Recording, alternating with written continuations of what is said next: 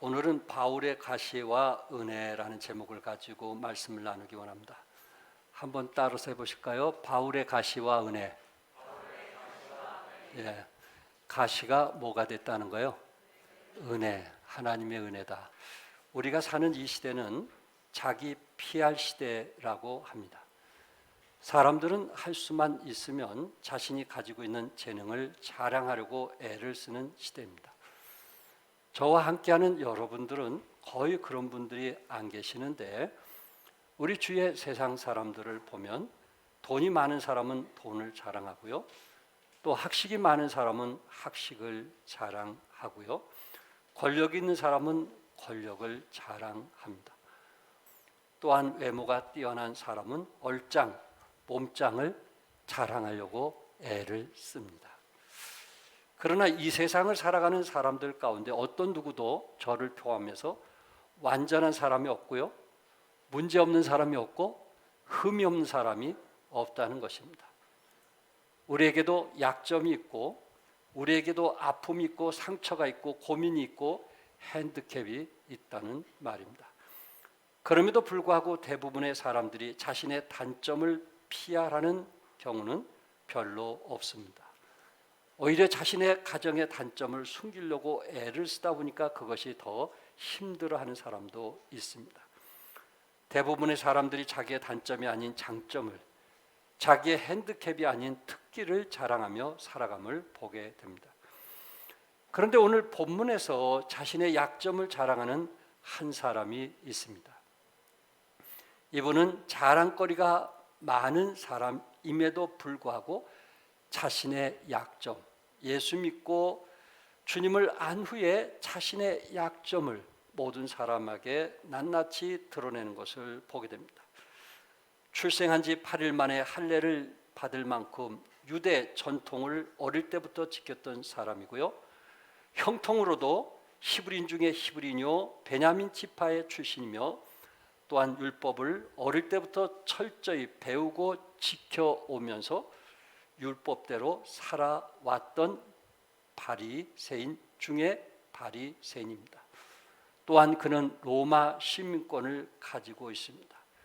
그에게는 가문과 학벌과 신분 등의 자랑거리가 많지만, 다메섹 도상에서 예수님을 발견한 후에, 또한 주님이 자기 삶의 주인이 된 후에 사도 바울에게는 가시가 있게 되었고, 또한 그 가시에 대해서 그의 삶을 통하여 자랑하는, 드러내는 그러한 바울의 모습을 보게 됩니다.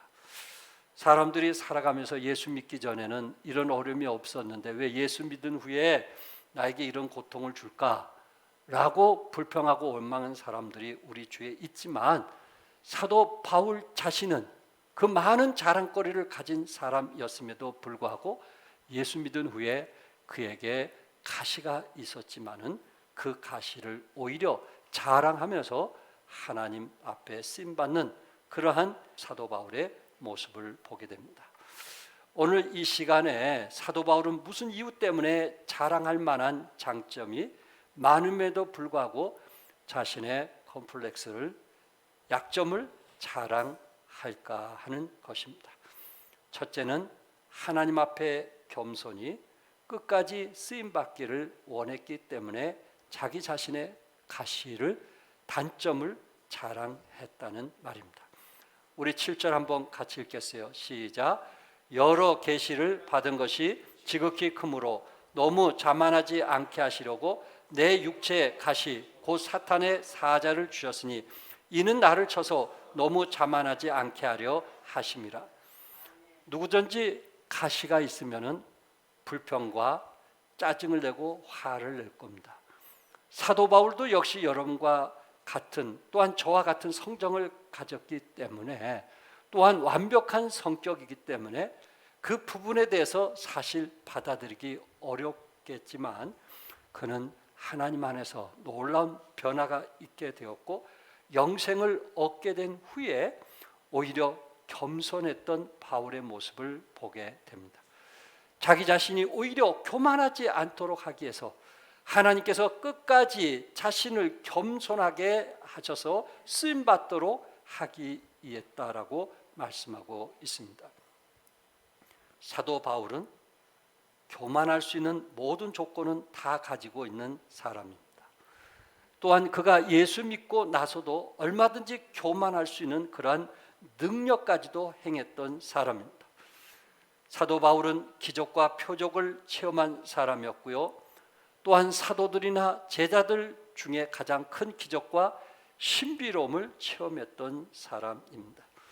그러나 이 고린도 교회에 대해서 고린도 성도들이 사도 바울을 사도로 인정하지 아니했고, 또한 거짓 교사들이 와서 사도 바울이 전한 교리는 잘못된 것이다, 오히려 율법을 가르치려고 했고 할례를 가르치려고 했고 또한 천사를 숭배하도록 이런 거짓 교사들이 들어오면서 이제 예수 믿고 구원받은 믿음 어린 사람들이 믿음이 약해질까, 사도 바울은 14년 전에 있었던 일을 말하는 것입니다. 만약에 이런 상황이 아니었다면 사도 바울은 그대로 넘어갔을 것인데, 그 중에 거짓 선지자들로 인해서 복음이 가려질까 봐 사도 바울은 14년 전에 있었던, 천국에 갔다 왔던 그 사실을 여러분 같으면 기다릴 수 있을까요? 천국에 갔다 왔다면 기다릴 수 있을까요? 동네방네 다니면서 우리는 자랑하지 않을까요? 그러면서 자신을 높이지 않을까요? 자신을 드러내려고 하지 않을까요? 사도 바울은 혹시 자신이 그렇게 될까 봐 14년 전에 4절에서 그가 낙원으로 이끌려 갔었다고 말을 하는 것입니다. 자신의 그 영적인 신비한 체험을 부득이 어쩔 수 없어서 그는 말했다고 했습니다. 또한 바울에게 나타난 하나님의 능력은 대단했습니다. 사도행전 19장 12절에 보면 심지어 사람들이 바울의 몸에서 손수건이나 앞치마를 가져다가 병든 사람에게 얹으면 그 병이 떠나고 악기도 나가더라. 바울이 직접 안수하는 것은 물론이고 바울의 손수건이나 앞치마를 가지고 가서 병자 위에 얹기만 해도 병자가 벌떡벌떡 일어나고 귀신 들린 사람들에게서 귀신이 나가는 놀라운 역사들이 있게 되었습니다. 사도 바울은 어떠한 사람입니까? 그는 예수님 믿기 전과 예수님 믿은 후가 분명한 사람입니다. 애매한 사람도 있겠지만 어떤 사람은 예수 믿기 전과 예수님을 자기 자신의 구세주로 받아들인 그 상과는 분명한 변화가 있었다는 말입니다. 성서학자들이 보면 그의 일생이 네로 황제 시대에 순교할 때까지 60년 정도 살았다고 보고 있습니다. 그러니까 사도 바울은 이 전반부 30년은 자기 중심으로 자기 뜻을 이루기 위해서 살았던 사람입니다.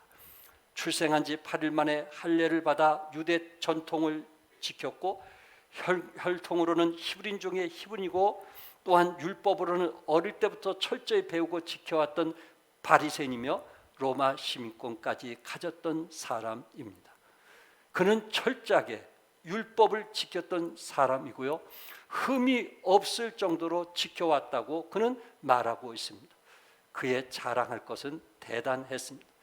그러나 다메섹 도상에서 예수님을 만난 후에 남은 30년은 부활하신 주님을 위해서 자기 평생을 바친 그런 하나님의 사람이었습니다. 그의 업적이 얼마나 큰지 신약 성경 27권 중에 13권을 그가 이제 기자로서 기록을 했고요, 히브리서도 그의 역량하에 지어졌기 때문에 거의 14권이 그가 썼거나 그의 역량하에 쓰인 책이기도 합니다. 또한 그 당시 소아시아 즉 터키를 중심으로 해서 소아시아 지역과 유럽 지역에 3차례 선교 여행을 다니면서 가는 곳마다 교회를 세웠고요, 또한 제자들을 양육했고요, 또한 많은 병자들을 치유하고 또한 죽은 자를 살리는 그러한 역사적인 사건들을 우리는 보게 되는데, 하나님은 가시를 은혜로 바꾸시어 후반전 30년을 믿음 안에서 살게 했다는 말입니다. 다시 말해서 얼마든지 교만할 수 있는데, 얼마든지 자기 자신을 드러낼 수 있고 자기 자랑을 할 수 있는데, 나 아니면 누구든지 아무것도 할 수 없다고 자기 중심으로 자기를 볼 수도 있는데, 오히려 하나님께서 허락하신 그 가시가 자신을 겸손하게 했고 또한 하나님의 손에 붙들림을 받고 살아왔다고 고백을 하고 있습니다. 우리 가정에 혹시 가시 때문에 그나마 우리가 겸손하지 않나요? 우리 주위의 가시 때문에 그나마 내가 이 정도로 믿음의 생활을 하고 있지 않나요?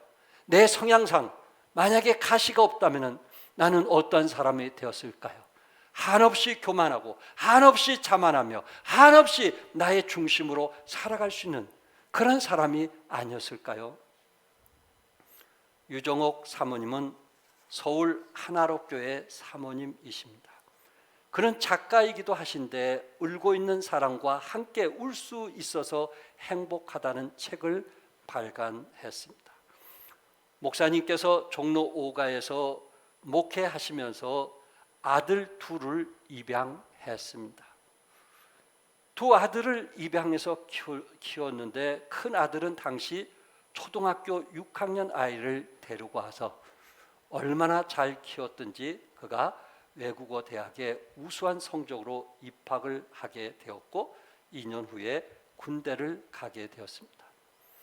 입양한 아이가 어릴 때부터 천식이라는 것을 알았기 때문에 사모님은 이 아이에 대해서 관심과 사랑을 표현하면서 키워왔던 것입니다.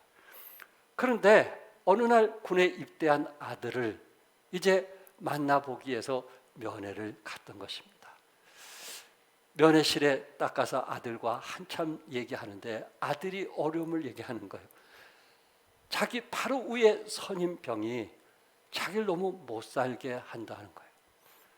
그래서 매번 아침마다 밥 먹기 전에 연변장을 뛰게 한다는 거예요. 아들이 천식기가 있기 때문에 달리다 보면 기침을 하게 되고 또 다시 뛰고 또 다시 멈추고 또 다시 뛰다가 돌아오면 이미 식사 시간이 놓치는 거예요.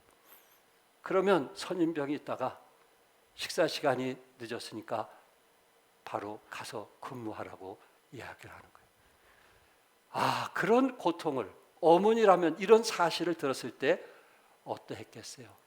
피가 거꾸로 돌지 않겠어요? 사단장에게 찾아가서 뭔가 젖을 것 같은 그런 거 아니겠어요? 사모님이 그것을 억누르면서 아들에게 이렇게 얘기했습니다. 아들, 하나님 살아계신 거 믿지? 하나님이 합력하여 선을 이루신 거 믿지? 절대 원망하지 말고 그가 시킨 대로 하라. 그렇게 얘기하면서 그 돌아온 발걸음이 왜 그렇게 무겁고 속이 상하고 너무너무 힘들어한 어머니의 모습이었다고 합니다. 돌아와서 아무리 기도해도 마음이 편치가 않아서 새벽 기도 때 아들이 연병장 뛰는 그 시간에 본인도 바로 옆에 초등학교의 운동장에서 같이 뛰었다고 합니다. 아들 힘내. 아들 잘 참아야 돼. 잘 이겨야 돼. 하나님은 살아계셔. 사모로서 어머니로서 그런 마음을 갖고 같이 운동장에 뛰게 되었습니다. 그런데 한 달 후에 아들에게 이런 편지가 왔다고 합니다. 어머니, 저는 오늘에서야 하나님의 복이 시련이라는 가면을 쓰고 오는 것을 알았습니다.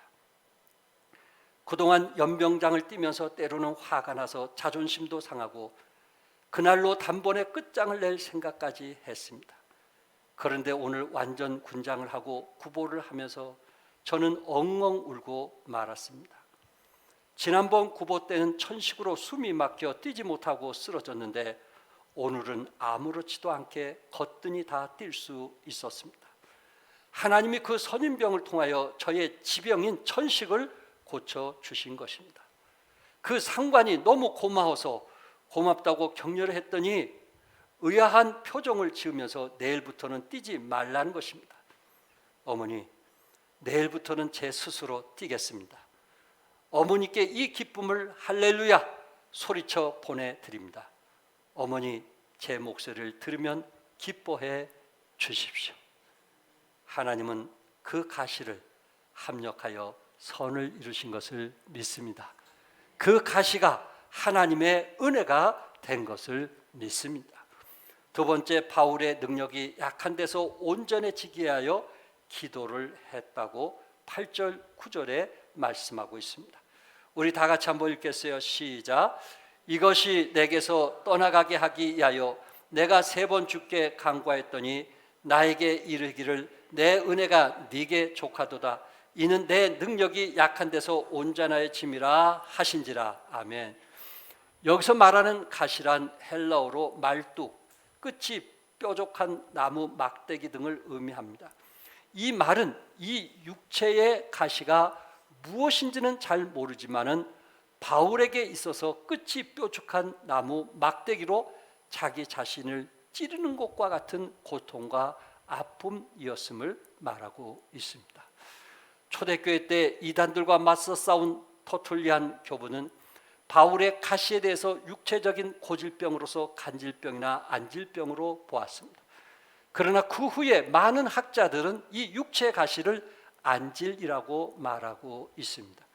그 이유는 두 가지인데, 하나는 바울이 다메섹 도상에서 부활하신 주님을 만날 때 정오의 햇빛보다 더 찬란한 빛을 받아 눈이 멀어 앞을 전혀 보지 못한 적이 있었다는 것. 또 하나는 갈라디아 교회 성도들이 바울이 전하는 복음을 듣고 너무 감격해서 자기들의 눈이라도 빼어주려고 했다는 것. 이 두 가지. 또한 사도 바울이 편지를 쓸 때 다른 사람보다 글씨를 크게 썼다는 이유가 하나 더 추가할 수 있는데, 많은 학자들은 안질로 심한 고통을 당하고 있다라고 말하고 있습니다. 사도 바울은 8절에서 이것이 내게서 떠나가게 하기 위하여 내가 3번 주께 간구하였더니, 사도 바울은 많은 병든 자를 치유하는 그런 기적과 이적을 행하는 사람이었어요. 그래서 역시 자기의 질병에 대해서 하나님께 3번이나 구했다고 말하고 있습니다.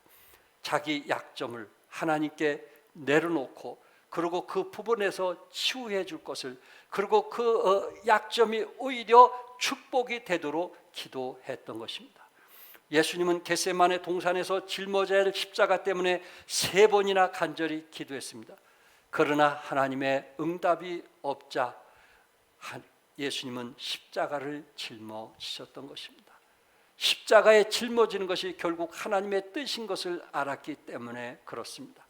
주님은 하나님 말씀에 순종했던 것입니다. 여러분과 제가 하나님께 구해도 그것이 응답이 되지 않으면 오히려 하나님 말씀에 순종하시기 바랍니다. 그 가시가 뭘로 바뀌게 돼요? 은혜로 바뀌기 때문에 그렇습니다. 사도 바울은 3번씩이나 기도했지만은 하나님께서 9절에 나에게 이르시기를 내 은혜가 네게 족하도다. 내 은혜가 네게 족하도다. 이는 내 능력이 약한 데서 온전하여 짐이라고 말씀하고 있습니다. 사도 바울이 고통당하던 질병은 사탄의 사자라고 할 만큼 큰 고통을 당하면서 살았습니다. 그러나 중요한 사실은 바울은 자신의 육체적인 고통으로 인해서 결코 실망하거나 좌절하지 아니했다는 것입니다. 오히려 자신의 약점을, 가시를 또한 많은 사람들에게 어떻게 했어요? 자랑했습니다. 고난이 주는 유익이 바로 여기 있습니다. 우리가 당하는 고난이 우리로 하여금 하나님 앞에 나오게 한다면 그 고난은 슬픔과 낙심이 아니고 유익이 되는 줄 믿으시기 바랍니다. 우리에게 있는 약점이 하나님 앞에 무릎을 꿇게 하고 하나님께 기도하게 한다면 그 약점은 저주가 아니라 축복이 되는 줄 믿으시기 바랍니다. 가시를 자랑하는 사람들은 말구유와 십자가의 신앙생활을 하는 사람이라 저는 그렇게 말씀을 드리고 싶습니다. 말구유와 뭐라고요? 말구유와 뭐예요? 십자가의 신앙생활을 하는 사람입니다. 이 말구유와 십자가라는 단어를 사용했던 사람은 독일의 신학자이며 또한 제2차 세계대전 중에 히틀러를 타도 계획을 세우고 나치스에 저항하다가 사형을 당했던 디트리 본 해퍼 신학 교수입니다. 젊은 교수입니다. 그는 수용소에 있을 때는 간수들도 그를 존경해서 옥중의 메시지를 바깥으로 비밀리에 유출하도록 허락했기 때문에 그것이 모여져서, 그 편지들이 모여져서 쓴 책이 옥중 서간입니다. 본 해퍼는 거기서 이렇게 표현을 했어요. 세상에서 힘있고 위대한 자들이 용기를 잃는 곳, 용기를 잃어버리는 곳, 그들의 영혼 깊은 곳에서 진심으로 두려운 장소가 둘이 있다. 말구유와 십자가다. 그리스도의 시작과 그리스도의 끝을 말한다. 예수님의 시작은 말구유, 예수님의 끝은 십자가인데 이 말구유와 십자가의 앞에서 세상에서 힘 있는 사람들이 용기를 잃게 되고, 그리고 영혼의 깊은 곳에서 두려워하는 마음을 갖는 것이 바로 말구유와 십자가라, 이렇게 말하고 있습니다. 그러면서 말구유와 십자가를 묵상하는 이유가 뭐냐면은 우리에게 길을 일러주기 때문이다. 삶의 기준을 제시하기 때문이다. 말구유는 낮아집니다. 십자가는 희생이다 라고 말했습니다. 두 가지, 말구유가 뭐예요? 십자가, 그것을 끝까지 붙드시기 바랍니다. 우리 주님은 말구유, 자신을 낮추시고, 그리고 우리 주님은 마지막 십자가를 짊어지신 희생을 하신 분입니다. 어떤 사람이 끝까지 희생할 수 있어요? 희생이라는 것은 결코 쉬운 일이 아닙니다.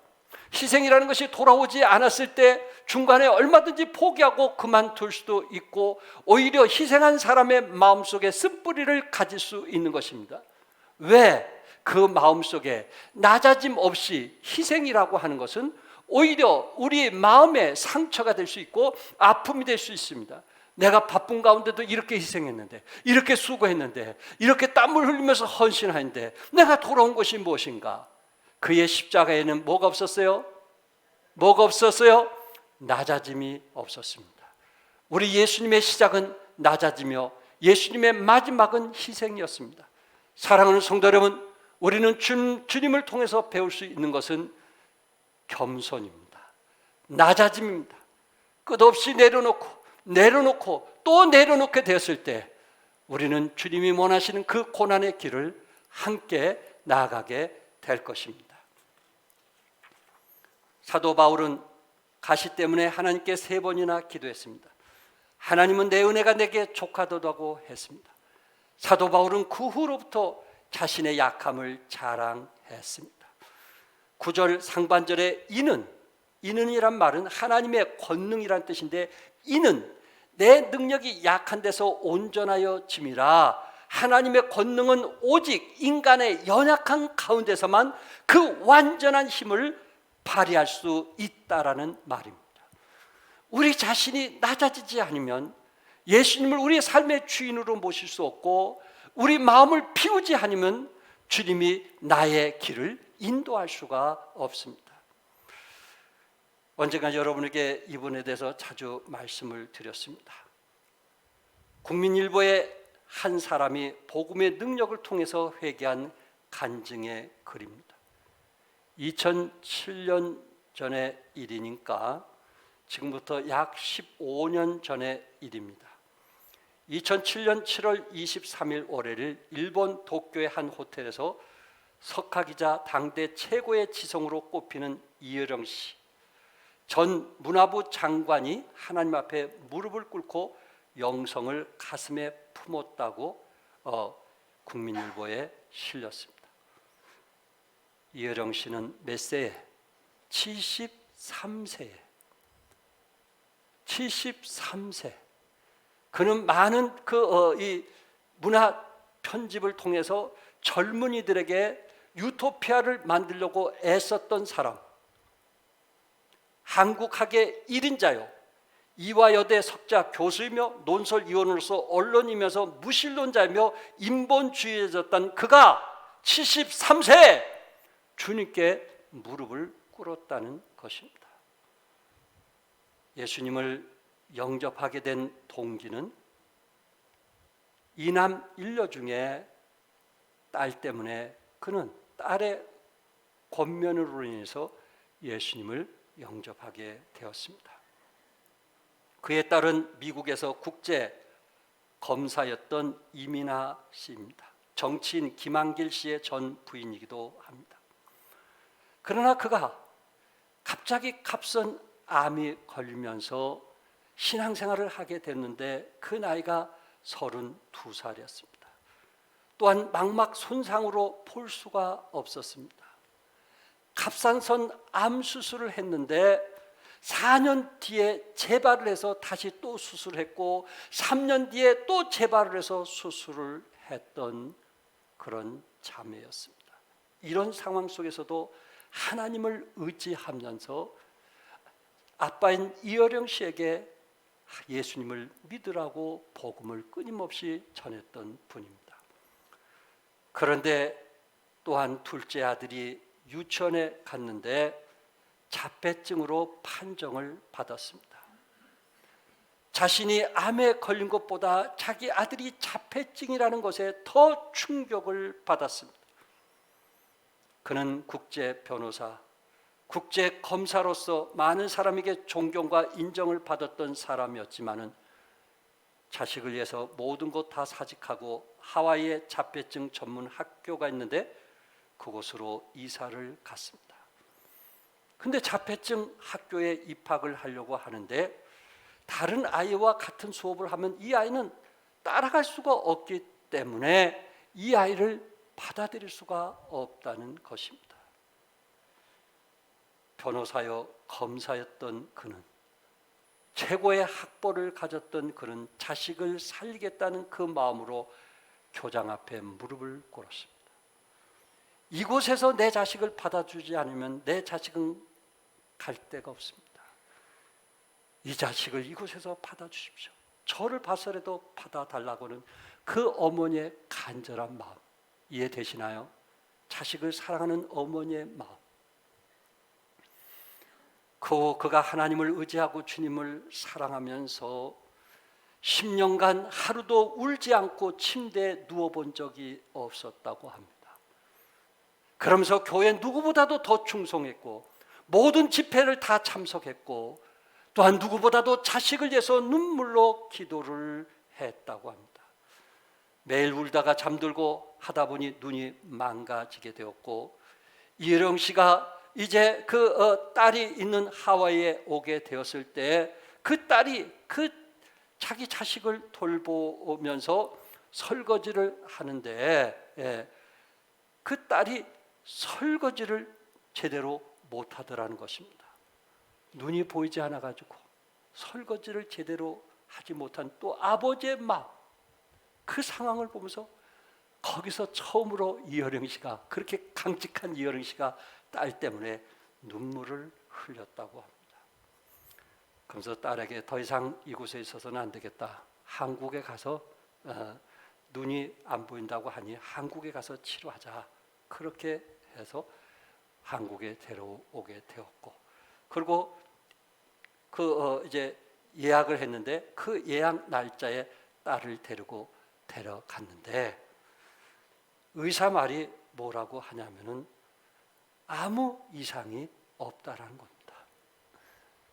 눈이 시력이 좋다라는 겁니다. 이상이 없다는 거예요. 아니, 미국의 의사가 시력이 나쁘다고 해서 안 보인다고 했는데 무슨 말입니까? 아마 영어로 해서 그런지 잘못 들었을 것입니다. 눈이 이상이 없으니 가십시오. 그 딸이 하나님께 얼마나 간절히 기도했는지 하나님께서 치료하는 역사가 일어난 것입니다. 아버지는 여기에 놀라운 변화가 있었어요. 세상에 내가 눈으로 봤는데 이런 기적이 일어나다니, 이런 일이 일어나다니. 그러면서 그 딸이 교회 가서 새벽 기도 때 간증하는 것을 아버지가 듣게 되었습니다. 근데 간증을 하는데 우리 아버지가 여기 앞에 계시지만은 위에 계신 하나님께서 저를 치유하고 도와주셨습니다 하는 얘기를 하는 거예요. 위에 계신 아버지께서 나를 치유하고 도와주셨습니다. 그리고 그 후 이분이 이민아 씨가 이제 신학을 졸업하고 목사까지 된 사람이에요.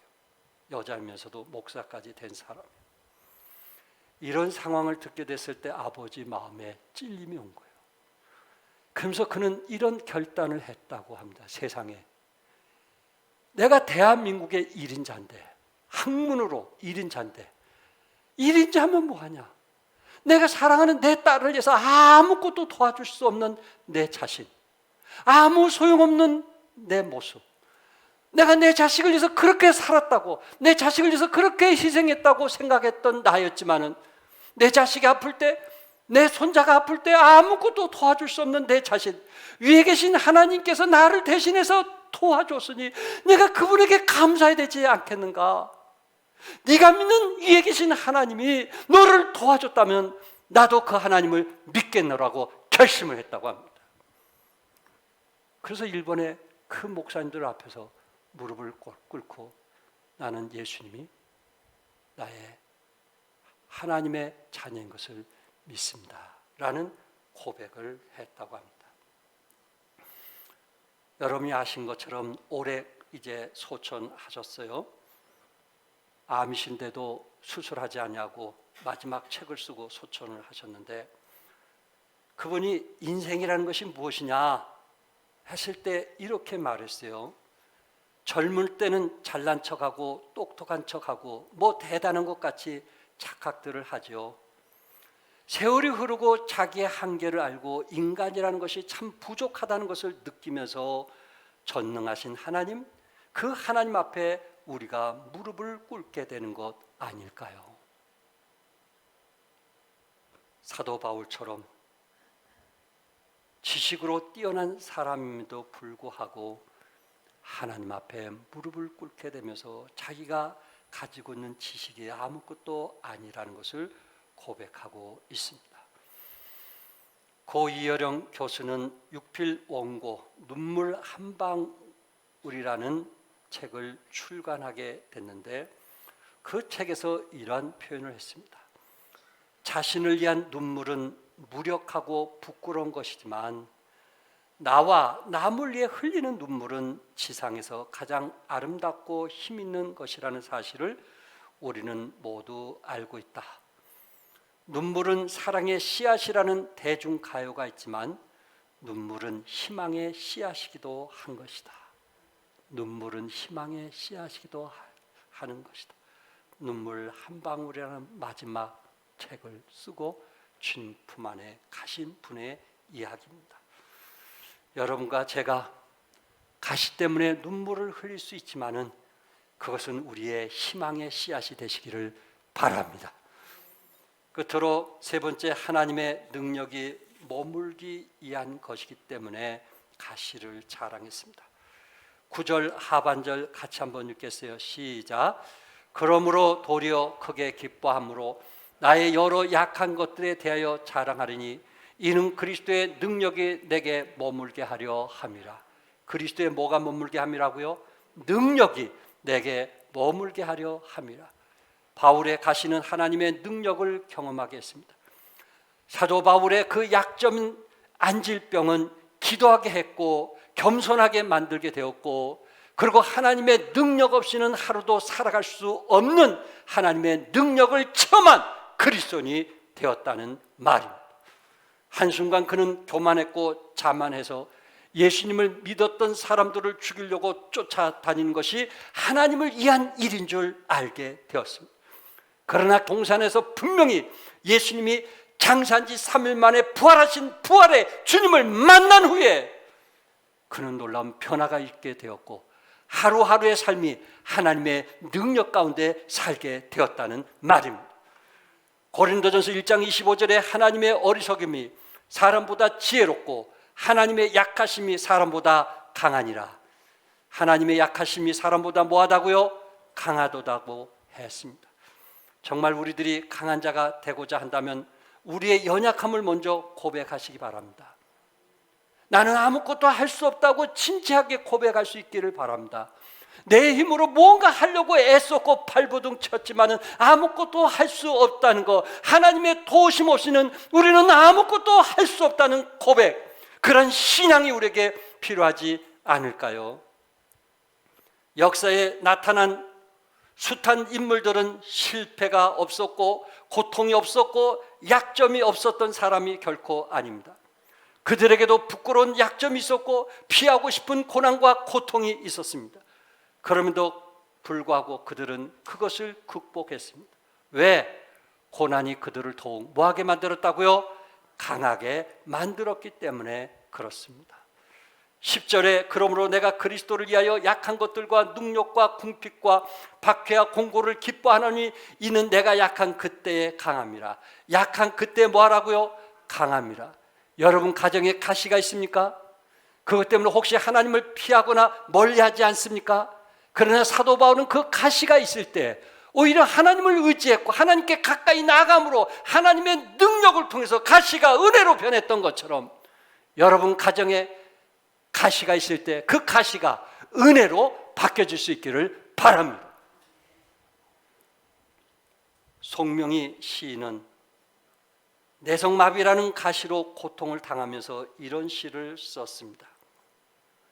주 예수의 고통 생각하면 나의 당하는 아픔을 참을 수 있고 주 예수의 하신 일을 생각할 때에 나의 하는 모든 일이 피곤하지 않으며 주 예수님의 낮아지신 모습을 기억하니 높은 데 있는 내 모습이 부끄럽고 주 예수의 맛보신 고난을 느껴볼 때에 내게 있는 고난이 자랑스럽게 보이며 주 예수의 찔리심을 기억을 하면 나를 괴롭게 하는 가시가 괜찮아진다. 주 예수의 찔리심을 기억을 하면 나를 괴롭게 하는 가시가 괜찮아진다.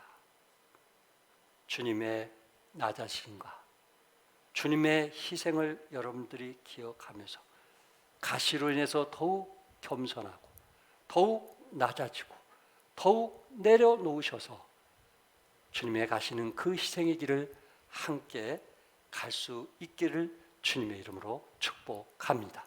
기도하겠습니다.